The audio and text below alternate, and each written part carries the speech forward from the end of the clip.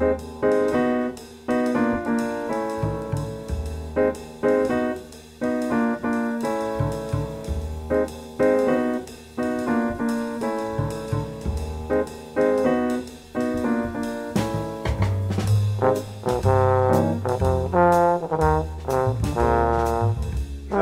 vous remercie.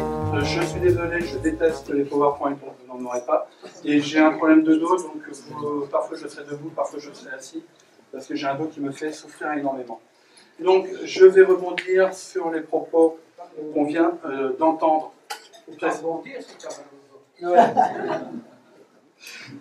voilà, il m'a coupé, je ne sais plus ce que je disais. Je vais rebondir métaphoriquement sur les propos qu'on vient d'entendre en m'intéressant au soubassement idéologique, parce que j'adore travailler sur les idéologies, de certains discours anti-vaccins, anti-médecine qu'on peut entendre ou lire dans certains milieux écologistes radicaux.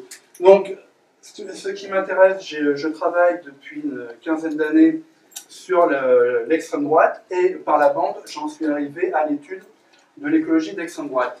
J'ai aussi beaucoup travaillé sur l'ésotérisme, et à un moment, il y a un schéma qui se met en place, c'est les rapports entre l'ésotérisme et l'écologie. Vous me direz, ça peut sembler bizarre. Oui et non. Je vais m'éloigner de ce que j'avais écrit et partir d'un constat. Tout à l'heure, la personne, Madame Sévens, que je ne voudrais pas écorcher le nom, voilà, je commence à avoir des problèmes de vie aussi, a montré, a détaillé certains propos anti-nature, pro-nature, anti-vaccin, notamment la société anthroposophique. Alors, Vassisdas, qu'est-ce qu'il y a comme rapport entre les écologistes et l'anthroposophie? Beaucoup. Et je vais faire mon intervention à reculons.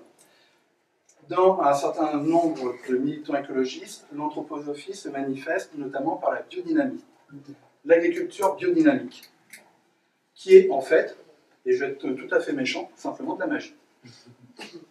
Ça n'a rien de scientifique. Et c'est ça qui est intéressant dans ce propos. Je vais déconstruire ce discours à partir de l'anthroposophie. Alors, l'anthroposophie, qu'est-ce que c'est? C'est une doctrine ésotérique fondée dans les années 20 par Rudolf Steiner, un ancien théosophe autrichien qui meurt en 1925. Donc, Steiner est chrétien, mais il est marqué également par l'ésotérisme de Goethe, et aussi par la franc-maçonnerie de Goethe, mais surtout par les aspects ésotériques de Goethe. Et entre 1914, à peu près approximativement 1910-1914, et sa mort, Steiner va théoriser une conception magique, holistique, ésotérique, non seulement de l'homme et de rapport au divin, mais aussi sur des points plus précis, en particulier la médecine et l'agriculture. Là, ce sont les deux points qui vont m'intéresser. Je n'ai pas tout détaillé chez Goethe, vous en avez pour à peu près 4 à 5 000 pages d'œuvre complète. C'est un polygraphe fou, littéralement, il n'arrête pas d'écrire. Donc, Steiner va théoriser l'agriculture biodynamique, qui est, et là je me plonge dans mes notes, qui est un rejet de l'agriculture intensive, qui commence à apparaître à l'époque, au profit d'une agriculture saine, et pour les animaux, et pour les hommes. Il s'agit en fait de créer une agriculture qui respecte l'harmonie de la nature, qui respecte également les correspondances divines et harmonie qui existent entre le monde supérieur et notre monde. Donc on est littéralement dans l'ésotérisme. À partir de ce moment, donc, et je refais le lapsus, Steiner va développer une sorte de physiologie occulte qui va mettre en pratique, qui va mobiliser les cycles lunaires, par exemple. Il faut planter au moment de la lune montante parce que ça pousse mieux, par exemple. Des expériences ont été faites, rien n'a prouvé que ça marchait.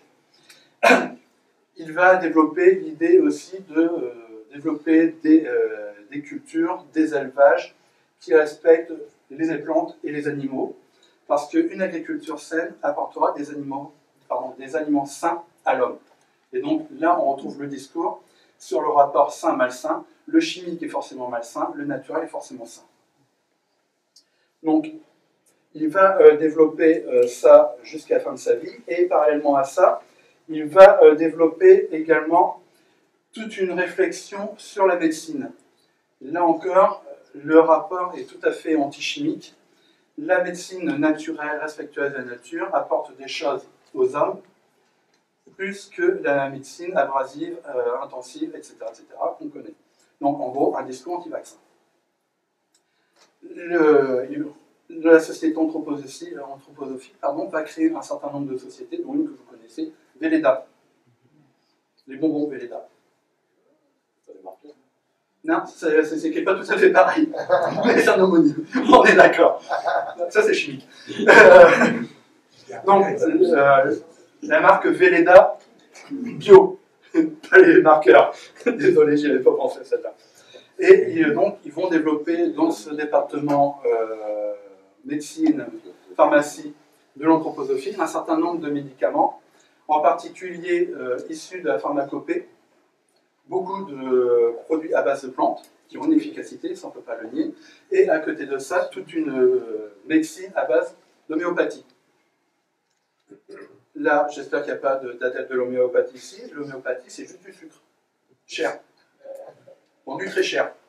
C'est juste donc, du sucre avec l'idée de la mémoire de l'eau. Il y a eu une polémique dans les années 80 en France avec un chercheur qui avait tenté de montrer que l'eau avait une mémoire, c'est-à-dire qu'un produit dilué, demi-dilué, etc., garde en mémoire, entre guillemets, un principe actif. En fait, pardon ? Merci beaucoup. Donc, le principe de la mémoire de l'eau. Et ça pose un problème. On peut dire l'homéopathie, c'est pas dangereux. Oui et non. Quand ce sont des petits bobos, effectivement, il y a un effet tout à fait placebo qui peut marcher. Steiner, du moins une des cibles de Steiner, une pharmacienne, a tenté de créer en 1900, je vérifie de mémoire, ça doit être en 23. En 1923, a tenté de créer un vaccin anti-cancer à partir du gui. Steiner était atteint d'un cancer de l'estomac. Il est mort en 25, il n'en a pas échappé. Donc voilà, c'est une manière un peu d'humour noir de mettre en avant l'idée que le vaccin homéopathique, en fait, c'est pas un vaccin, il n'y a aucun principe actif. Donc, les positions donc, de la société anthroposophique sont ouvertement anti-chimie, et pour diffuser leur thèse, la structure, ensuite je suis en train de chercher le nom, de la société anthroposophique, va créer un département médecine au sein du mouvement anthroposophique qui fera la promotion de ces sciences. Donc nous voyons qu'à partir de pratiques alternatives qu'on peut qualifier d'écologiques, on bascule petit à petit dans un refus de la science, au sens propre. Et ce discours anti-science va se voir avec le rejet des vaccins. Il y a eu plusieurs épidémies de rougeole et de... je suis en train de vérifier. La rougeole. De rougeole en 2015 dans différentes écoles Steiner, justement, au motif expliqué précédemment, donc je ne reviendrai pas là-dessus, que la rougeole est une maladie infantile et qu'elle n'est pas grave. Sauf qu'en Allemagne, où il y a beaucoup d'écoles Steiner, il y a eu plusieurs dizaines de décès. Pardon. Donc, j'en arrive à ce point de mon développement. D'où vient cet intérêt pour ces thèses alternatives? Quand j'entends alternative, c'est vraiment ça, c'est un rejet de la science, au sein de la mouvance écologiste. Et là, je suis historien, je suis désolé, on va faire un petit retour en arrière. En fait, en Allemagne, dans le monde austro-hongrois, mais surtout en Allemagne, au début du XXe siècle, fin 19e, début 20e, vous avez tout un mouvement alternatif au sens propre qui se développe en rejet de la modernisation intensive de l'Allemagne. Là, c'est un point à garder dans un coin de la mémoire. Pourquoi? Parce que l'Allemagne est un pays qui est passé d'un état médiéval avant 1860, c'est un pays d'émigration, à l'une des plus grandes puissances économiques européennes à la veille de 14. l'industrialisation, la modernisation du pays s'est fait en 20 ans, à peu près, provoquant évidemment de très très forts rejets. Et très rapidement en Allemagne, fin 19e, vous avez un mouvement qui s'appelle le mouvement de réforme de la vie, les Lebensreformer, qui sont une sorte de conservatisme progressiste. Alors c'est une expression un peu barbare, mais qui est un oxymore un peu barbare, mais qui est tout à fait compréhensible. C'est-à-dire que ces gens sont des pré-hippies, des pré-écolos, qui refusaient cette modernisation de l'Allemagne et qui voulaient protéger la nature et respecter, protéger un mode de vie traditionnel.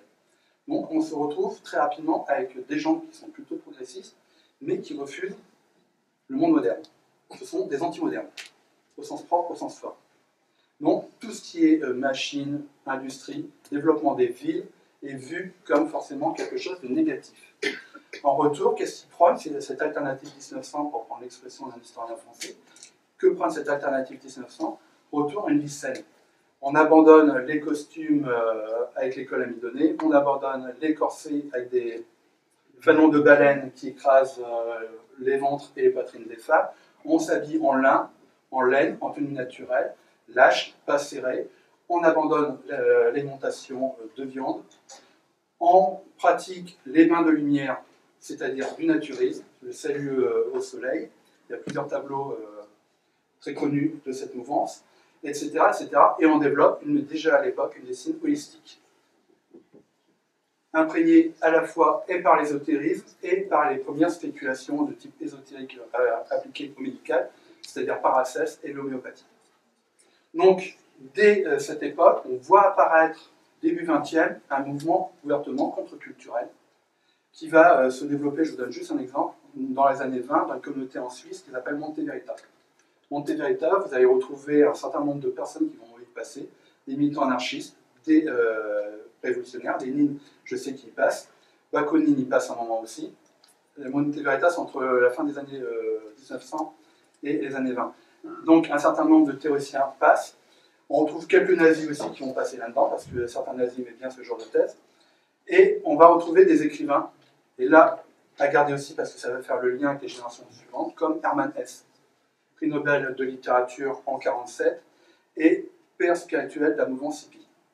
Donc, tout ça va macérer, devenir mature dans les années 1920-1930, mais ça va rester quand même configuré, réservé à des milieux contre-culturels assez marginaux. La fin de la Seconde Guerre arrive, on est en Europe dans une période de reconstruction, les premiers baby-boomers naissent, et on arrive à des idéologies planistes. Il faut industrialiser, récupérer, réparer, etc., etc., etc. Donc on industrialise, on met du béton, on intensifie partout, notamment l'agriculture. Dans les années 50, fin des années 50, on voit parallèlement à ça les premières failles dans le monde spirituel occidental. Déjà avant les hippies, on a des personnes qui réfléchissent à s'orienter vers d'autres formes de spiritualité. C'est par exemple la Beat Generation qui va s'intéresser au bouddhisme, à l'hindouisme, etc. Donc il y a une maturation aussi qui va exploser dans les années 60 avec les contre-cultures. Et là, vous commencez à voir le lien qui va se faire avec les hippies. On a d'un côté donc une contre-culture sur les campus, une volonté d'aller vers autre chose, un autre modèle de société. Et c'est pour ça que j'insiste lourdement sur le mot alternatif.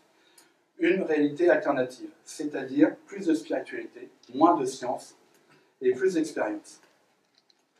Et là, une partie des militants écologistes vont se greffer là-dessus. Alors, la mouvance écologiste existait précédemment, je ne dis pas le contraire. Vous aviez, en fait, quand on parle d'écologistes, on parle de plusieurs choses. On a des environnementalistes, on a des protecteurs de la nature, on a, etc., etc.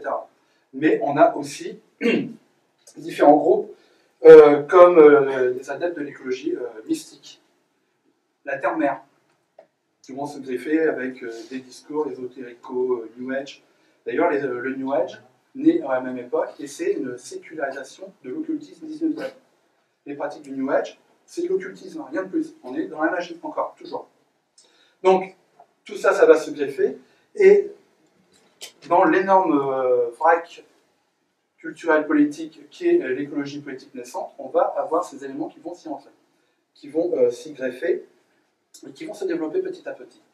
C'est-à-dire que pendant quand même un certain nombre d'années, on va avoir côte à côte des écologistes rationnels et des écologistes qui ne le sont pas rationnels. Ça va cohabiter.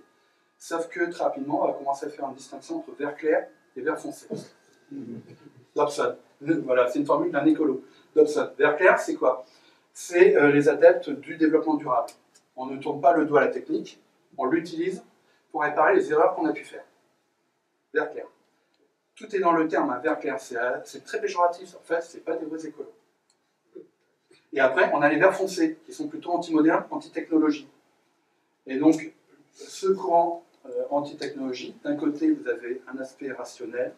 La science, c'est Hiroshima. La science, c'est Seveso. La science est forcément mauvaise.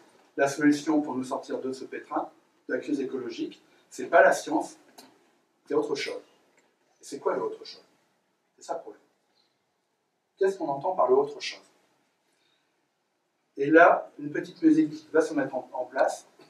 Oui, mais la science est agressive, donc il faut tourner vers des pratiques non scientifiques. Par exemple, l'agriculture biodynamique. Et ça va se mettre en place petit à petit. Aujourd'hui, le courant scientifique, je travaille régulièrement avec des cadres de l'INRA en France, donc avec le ministère de l'Agriculture, et c'est vraiment une problématique. L'écologie scientifique, rationnelle, pas rationaliste, hein, rationnelle, se voit mettre de plus en plus de côté au profit d'une écologie irrationnelle. On le voit par exemple, et je reviens sur cet exemple, de l'importance des labels Déméter en agriculture biologique. C'est quoi le label Déméter? C'est l'anthroposophie. On revient à ce que je viens de dire. On est quand même dans un schéma de magie. Jusqu'à preuve du contraire, on n'a jamais eu la preuve de son efficacité. Ces labels, on le trouve aussi proposé par un militant, Pierre Rabhi. Tout le monde entend le bon papier Rabhi. Alors le bon papier Rabhi, chez moi, c'est évidemment tout à fait cynique et sarcastique, parce que c'est quelqu'un, quand on le lit sérieusement, posément, quelqu'un qui est ouvertement réactionnaire, qui n'a jamais de contradicteur à la télé ou à la radio. Ça, c'est un truc qui me sidère. Il n'y a jamais eu quelqu'un qui arrête derrière pour dire bon, c'est bon les conneries, on parle sérieusement. Non, voilà, la logique est là, parce que quand des militants de l'AFIS, donc l'Association française de l'information scientifique, ont été faire un tour dans la ferme de Rabhi, ils se sont aperçus que le rendement était nul. Il n'y a pas de rendement. Ah oui, si on n'utilise pas de produits chimiques ou biologiques avec un principe actif, évidemment, il n'y a pas de rendement. Même si on utilise du fumier, avec du fumier, il y a des principes actifs dedans. Donc, voilà, il y a un problème. Donc, pour revenir à ce que je disais, on se retrouve aujourd'hui avec une mouvance de plus en plus dominée, écologique, pardon, de plus en plus dominée par ce courant qui squatte, qui pousse les derniers militants rationalistes à partir d'autres partis.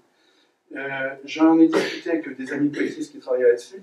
Les militants scientifiques des partis écologistes quittent les Verts pour aller vers des partis plus généralistes, comme Génération, et je suis en train de chercher le deuxième, évidemment, j'ai des trous de mémoire qui sont terribles, c'est la fin de journée, je suis désolé, bon, je ne sais plus. C'est pas grave, donc vers des partis plus généralistes. Et là, on a quand même quelque chose d'intéressant. Le paysage écologique mute pour aller de ce côté, on va dire, de plus en plus rationnel. Et là-dessus, vous me direz, mais on va vraiment faire une crise écologique. Et là, je vous dirais, oui, on a un changement climatique en cours, on a quelque chose qui se passe. Et là encore, même quand je dis ça, je suis obligé de relativiser aussitôt, parce qu'au sein de cette mouvance écologiste, vous avez d'un côté ceux qui acceptent le changement, qui acceptent le fait qu'il y a un changement climatique et qui veulent y répondre de manière rationnelle, et ceux qui ont un discours ouvertement millénariste. Pardon. Et ça, c'est un point aussi qui est tout à fait intéressant, qui est en lien avec une forme d'ésotérisme. Je le dis souvent sous le mode de la provocation qui fait que j'ai régulièrement une réputation d'anti-écologiste, ce qui est faux, mais je veux dans l'écologie rationnelle, c'est qu'on a un discours qui, grosso modo, c'est repens-toi pécheur. On le voit avec la dernière ONG qui fait des happenings un peu partout dans le monde, Rebellion Extinction, qui est terrible. Moi, je veux bien, mais faire le zouave, ça amène à quoi? par rapport au changement climatique. Et je vais être encore plus cynique, puisque moi je suis un bon matérialiste. Peindre des banderoles en plastique avec des bombes de peinture, voilà, vous avez compris. C'est pas très écologiste. Ça te permet de faire ta blague quand même. Ouais, mais voilà. C'est pas très écolo. Mais on peut aussi faire d'autres remarques, hein, porter des Doc Martens fabriqués en Indonésie ou ailleurs qui coûtent 250 €. On va offert, t'es en deuxième main. Et voilà, moi aussi, hein, j'ai des Doc. Ah, ça va. Donc voilà, on peut relativiser. Mais il y a un manque de cohérence quand même de ce point de vue-là. Mais ce qui m'intéresse principalement ici, c'est cet aspect millénariste. Et là encore, on quitte le rationnel au profit d'un discours totalement irrationnel, mystique. En quoi le fait de reconnaître qu'il y a un changement climatique, en priant, en faisant des happenings, voilà, bon, la Terre-mère ne bougera pas, ne changera pas. Il faut, pour ce faire, donc agir de manière rationnelle. Alors, le débat est loin d'être clos, et là je suis tout à fait d'accord. Comment lutter contre ce réchauffement climatique? En tout cas, pas par des prières, clairement. Ni en faisant des happenings. Après, il y a quelque chose qui se met en place. Alors, dans les solutions proposées, et je fais vite, mon propos, dans les solutions proposées, il y a des solutions qui ont le mérite de la cohérence en lien avec le mysticisme. C'est certains propos, on va dire, relevant de la collapsologie. On va vers l'effondrement. Ok. Vous avez deux discours. Soit on fait tout pour éviter l'effondrement, donc soit par une société alternative, soit par une société rationnelle, mécanique, industrielle, ce que vous voulez, et de l'autre côté, on accepte cet effondrement. Et là, je rebondis avec ce que j'ai entendu tout à l'heure à propos d'Ebola. Dans les mouvances que j'ai pu étudier écologiques radicales, vous aviez des mouvements qui prônent l'extinction de la race humaine. La Terre-mère est un organisme vivant qui a sur son corps des parasites qui s'appellent les humains. Je ne caricature même pas. Donc, les anticorps de la Terre, ce sont les maladies infectieuses mortelles. Ebola, le sida, etc., etc., etc. Et surtout, pour permettre à ce que la Terre puisse se sauver, et nous sauver, il faut qu'il n'y ait aucune politique de guérison. Il faut accepter qu'il y ait un carnage. Alors il y a différents mouvements, surtout aux États-Unis, du mouvement des chevaliers de l'extinction de la race humaine, etc. Il y a plusieurs trucs qui apparaissent. Mais là, c'est aussi intéressant, parce que d'un rejet plus ou moins, on va dire, sensé du monde industriel, on en arrive chez certains, au nom de la millénarisme et au nom de la sauvegarde de la Terre, à un discours ouvertement malthusien, voire génocidaire. Sauf que là, on ne parle pas de génocider une population, c'est les humains qu'il faut tuer, qu'il faut faire disparaître, pour rendre la Terre pure.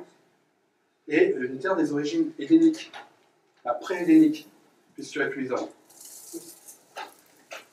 Et là, c'est quand même tout à fait intéressant, parce qu'on arrive, au terme de cette démonstration un peu rapide, on arrive quand même à un monde qui ne pense pas l'écologie avec l'homme, mais qui pense la sauvegarde de la Terre contre l'homme. Sauf qu'on est sur Terre, on est bientôt 10 milliards, et qu'il faut trouver une solution. Alors là, évidemment, je vais faire la promotion pour ma paroisse INRA, c'est-à-dire que l'une des solutions, c'est les OGM. Sauf que là, et je rebondis sur le propos de Jean-Brice Mondot ce matin, les disciples de l'école de Francfort sont contre toute forme de manipulation du corps et des êtres vivants. C'était Horkheimer dans les années 60 qui était contre la pilule. Il était sur la même ligne de pensée que Paul VI, pourtant pas réac parmi les réacs. Donc on revient à ce qu'on disait tout à l'heure. Le marxisme culturel de l'école de Francfort est quand même très particulier. Parce que là, c'est ouvertement réactionnaire. Donc, voilà, j'ai brossé un portrait apocalyptique de la mouvance. Et voilà que j'ai fini mon temps. C'est bien, tu as encore le temps, hein, mais